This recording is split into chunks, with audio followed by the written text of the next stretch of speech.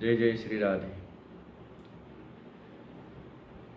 आज एक छुट्टिया कथा कहूँ। बहुत लोग कहते आम एत पैसा रोजगार करुचे आमको अंटू ना मस शेष बेलू धार करजरे आम बुड़ी जाऊँ। यह कहीं हो विशेषकर कहवाक गले लक्ष्मी है चंचला से केवे कौन जगह स्थिर होकर रुहति। तेणु लक्ष्मी को रखा हेले गोटे छोटिया उपाय मु कहूँ। ये उपायटी आपण निश्चय करूँ, देखिए आपणकर भाग्य रे निश्चित परिवर्तन आसो। आसंता एप्रिल 30 तारीख बैशाख शुक्ल तृतीया, जहाँ को आम अक्षय तृतीया बोली कही था। यही दिन सत्यजुगर आगमन भी होता एवं परशुराम का जन्मदिन यही दिन पालन करा जाए। एप्रिल 30 तारीख जहाँ आमर बुधवार पड़ू। यही अक्षय तृतीयाटी बहुत शुभ दिन। यही दिन चाषी तार सकाल उठी गाधोई पाधोई तार नित्यकर्म सारी गोटा गुआ किछि धान नहीं तार खेत को बाहरी जाए प्रथम विहन बुणवाई। अक्षय जहाँ से दिन करे तार क्षय हुए नहीं। विशेषकर आमे सब उड़िया घर लोक मैंने पूजा पर्वण को बहुत आडंबर सहित पालन करता।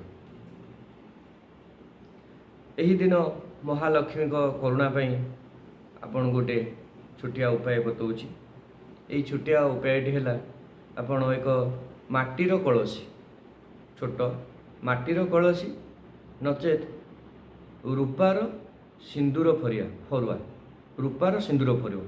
माटीर जिनस तो मिलवा तो ये बहुत कष्टकर हो गला, कारण माटीर फरुआ मिलवा बहुत कष्ट। ना माटीर घड़ी जदि पाँच छोट घड़ी जो घड़ी आने जमी बंद करिया गोटे ढाकुणी रकम थी ये सिंदूर फरुआ आणतु कि माटीर घड़ीटी आणतु। यहाँ गंगा जल रे भल कर शुद्ध कर धोई दिंतु। गंगा जल रे शुद्ध कर धोई दिंतु। शुद्ध कर धोई ए माटीर कलसी किंबा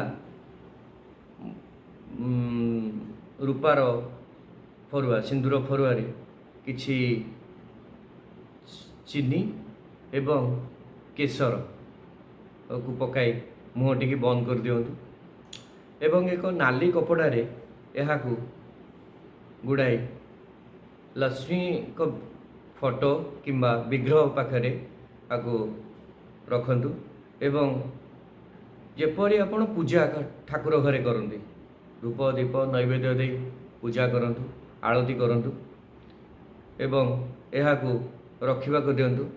संध्या आरती करी यही माटीर कलसी बा रूपार फरुआटी को आनी आपण पैसा रखुवा जगह आपण गडरेज हो कि ट्रिजोरी हो जो जगार आपण पैसा रखुचंती से ही जगार यहाँ रखी दिंतु। देखिए आपणकर यहाँ निश्चित फलप्रद हम यह निश्चित करंतु।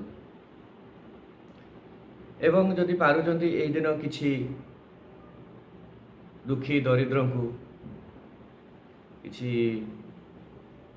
फल किबा परिबा दान करंतु। आपणकर जदि किछि ग्रह दोष थाए जदि आपण कुष्ठरोगी की किछि दान कर तो आपणकर ग्रह दोष भी कटि जाए। दरिद्र सेवा कहले नारायण सेवा, आपण दरिद्र सेवा करें नारायण सेवा। तेणु विशेषकर अक्षय तृतीया दिन यह करंतु, यह निश्चित आपन को शुभ फल देव।